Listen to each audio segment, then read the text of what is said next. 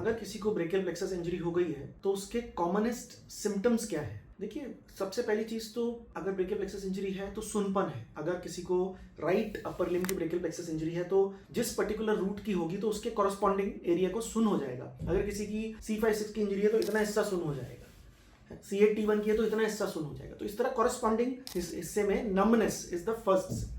Second thing is paralysis, वो हिस्सा काम करना बंद कर जाएगा। फिर हम वापस आते हैं, C5-6 की है तो कंधा और एल्बो काम नहीं करेगा, C8-T1 की है तो हाथ काम नहीं करेगा। तो इस तरह हम एक तो सुनपन, दूसरा काम नहीं करना, पैरालिसिस हो जाना हाथ का। तीसरी चीज है पेन। कभी भी प्री गैंग्लियोनिक इंजरी जब होती है तो उसमें पेन बहुत ज्यादा होता है। तो ब्रेकियल प्लेक्सस इंजरी की अगर हम देखें साइंस एंड सिम्टम्स देखें तो पेन, पैरालिसिस एंड नम्बनेस, ये 3 तो हो गए। इसके अलावा अगर हम साइंस की बात करें सिर्फ, तो कुछ टाइम बाद, जैसे 2-3 महीने के बाद, जिस पर्टिकुलर पार्ट की इंजरी होती है उसकी मसल्स की एट्रोफी हो जाती है, उनका साइज कम हो जाता है। अगर किसी की C5-6 की इंजरी है तो उसका कंधा एकदम फ्लैट हो जाएगा, दूसरे कंधे से कंपेयर करेंगे तो उसका साइज कम हो जाता है, वो मसल्स वीक हो जाते हैं। तो ये साइंस के ऊपर आता है।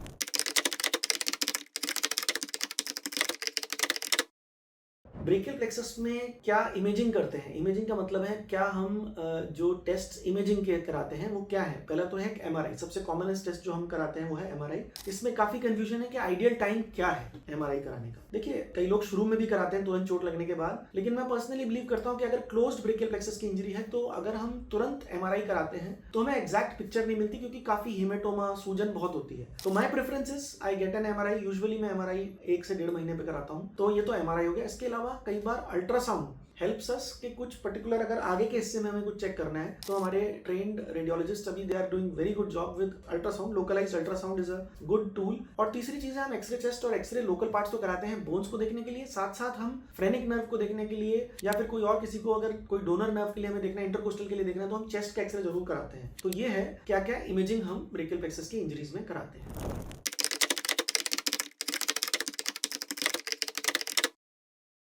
डेफिनेटली EMG यानी इलेक्ट्रोमायोग्राफ का बहुत बड़ा रोल है ब्रेकियल प्लेक्सस की डायग्नोसिस में। ये एक ऐसा ग्राफ है जो हमारे मसल्स की एक्टिविटी को बताता है। जब हम उन मसल्स को स्टिमुलेट करते हैं तो मसल्स के कॉन्ट्रैक्शंस को ये ग्राफ एक मायोग्राफ की तरह प्रेजेंट करता है। तो हम मसल्स की एक्टिविटी को देख लेते हैं कि स्पॉन्टेनियस एक्टिविटी है या मसल को स्टिमुलेशन पे कितना वो कॉन्ट्रैक्ट हो रही है। तो इस तरह इलेक्ट्रोमायोग्राफ डेफिनेटली हमें मसल की एक्टिविटी देखकर आइडिया देता है कि कौन कौन सी मसल्स में करंट जा रहा है और किन मसल्स में करंट नहीं जा रहा।